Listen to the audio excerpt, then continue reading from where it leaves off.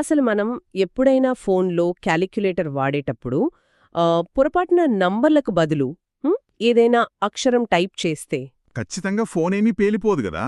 అదే ఆ చిన్న యాప్ క్రాష్ అవ్వకుండా దాన్ని కాపాడే ఒక సెక్యూరిటీ సిస్టమ్ దాని వెనుక ఉంటుంది. వంట పుస్తకం చదవడం వేరు, ప్రాక్టికల్గా వంటగదిలోకి వెళ్ళి వంట చేయడం వేరు. అవును, కోడింగ్ కూడా అంతే కదా. కరెక్ట్. అందుకే ఈరోజు మన డీప్ డైవ్లో ఒక సింపుల్ పైథాన్ క్యాలిక్యులేటర్ ప్రాజెక్ట్ని తీసుకుని కేవలం రూల్స్ బట్టి పట్టకుండా రియల్ వరల్డ్ సాఫ్ట్వేర్ లాజిక్ ఎలా పనిచేస్తుందో బ్రేక్డౌన్ చేద్దాం. ఖచ్చితంగా చేద్దాం.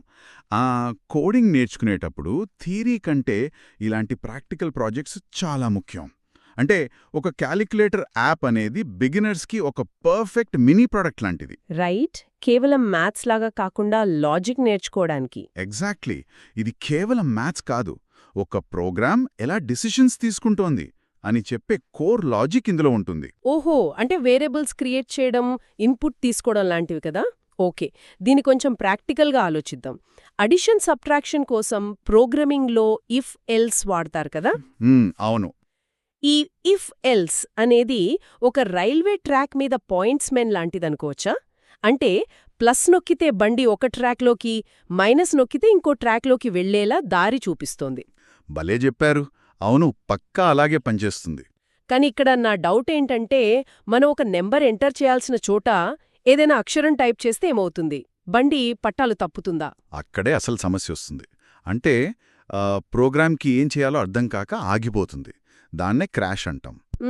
క్రాష్ అవుతుంది, రైట్. అందుకే కోడ్ రాసేటప్పుడు లాజిక్ అనేది నెమ్మదిగా పరిణామం చెందాలి. ఇక్కడే మనం ఫంక్షన్స్ వాడతాం. ఈ ఫంక్షన్స్ వాడటం వల్ల కోడ్ అంతా ఒకే దగ్గర గజిబిజిగా లేకుండా ఏ పనికి ఆ పని క్లీన్గా విడిపోతుంది. అవును, ఒక లెక్క చేయగానే యాప్ క్లోజ్ అవ్వకూడదు కదా, మళ్ళీ వాడుకోవాలి. కరెక్ట్. అందుకోసమే వైల్ ట్రూ అనే ఒక లూప్ వాడతారు. ఓ, వైల్ ట్రూ అంటే యాప్కి ఒక చక్రం అమర్చినట్లన్నమాట. ఆగిపోకుండా కంటిన్యూగా రన్ అవుతూనే ఉండటానికి వాడే ట్రిక్. సరిగ్గా చెప్పారు. ఇక ఇందాక మీరు అడిగిన పట్టాలు తప్పే సమస్య విషయానికొస్తే, అదే లెటర్ టైప్ చేస్తే. అవును, లేదా సున్నాతో భాగించడం అంటే డివిజన్ బై జీరో లాంటివి చేసినప్పుడు యాప్ క్రాష్ అవ్వకుండా ట్రై ఎక్సెప్ట్ అనే కాన్సెప్ట్ వాడతారు. Try except, okay. ఇది ఎలా పనిచేస్తుంది? ఇదొక సేఫ్టీ నెట్ లాంటిది. ఏదైనా తప్పు జరిగితే ఆ ప్రోగ్రామ్ క్రాష్ అవ్వకుండా ఆ తప్పుని ఎక్సెప్ట్ బ్లాక్ క్యాచ్ చేసి ఇది తప్పు అనొక మెసేజ్ ఇస్తుంది. ఓకే, ఒక మెసేజ్ ఇచ్చి యాప్ని రక్షిస్తుందన్నమాట. కానీ ఒక్క నిమిషం, ఇక్కడ నాకు ఒక చిన్న అభ్యంతరం ఉంది. అడగండి. అంటే ఇప్పుడు కేవలం 2 నంబర్లు కూడటానికి మనం ఎర్రర్ హ్యాండ్లింగ్, లూప్స్ అని ఇంత పెద్ద సిస్టమ్ రాయాలా? ఇది బిగినర్స్కి మరీ ఓవర్ కాంప్లికేట్ చేయడం కదా. అంటే ఇది నేర్చుకునేటప్పుడు ఏదో తప్పు జరిగితే ప్రోగ్రామ్ క్రాష్ అయితే కానివ్వచ్చు కదా. చూడటానికి ఇది చిన్న విషయమే అనిపించవచ్చు, కానీ దీన్ని కొంచెం పెద్ద స్కేల్లో ఆలోచించండి. ఓకే. ఉదాహరణకు బ్యాంకింగ్ యాప్స్లో కానీ పెద్ద పెద్ద బిల్లింగ్ సిస్టమ్స్లో కానీ ఇలాంటి చిన్న ఎర్రర్ని వదిలేస్తే ఓహో, సిస్టమ్ మొత్తం క్రాష్ అయిపోతుందంటారా? అవును, సిస్టమ్ మొత్తం ఆగిపోయి కోట్ల రూపాయల నష్టం జరుగుతుంది. అందుకే బేసిక్ స్టేజ్ నుండే తప్పులను పసిగట్టడం నేర్చుకోవాలి. పిచ్చి ఇన్పుట్ ఇచ్చినా యాప్ తట్టుకొని నిలబడేలా చేయడం చాలా అవసరం. సో ఒక చిన్న క్యాలిక్యులేటర్కు మనం రోజూ వాడే ప్రొఫెషనల్ సాఫ్ట్వేర్కు మధ్య ఉన్న లాజిక్ ఒకటే అన్నమాట, కేవలం స్కేల్ మారుతోంది. ఎగ్జాక్ట్లీ. అందుకే నరేష్ ఐటీ లాంటి ఇన్స్టిట్యూట్స్ థియరీ కంటే ఇలాంటి ఇండస్ట్రీ ఓరియంటెడ్ ట్రైనింగ్పై ఎక్కువ ఫోకస్ పెడతాయి. రైట్, ప్రాక్టికల్ నాలెడ్జ్ కోసం కదా. అవును, ఈ బేసిక్ కోడ్ బాగా అర్థమైతే దానికి కింటర్ లాంటి లైబ్రరీస్ యాడ్ చేయొచ్చు. కింటర్ లైబ్రరీ అంటే ఇప్పుడు మనం ఇల్లు కట్టేటప్పుడు ఇటుకలు సొంతంగా తయారు చేయం కదా, రెడీమేడ్గా తెచ్చుకుంటాం. అదే.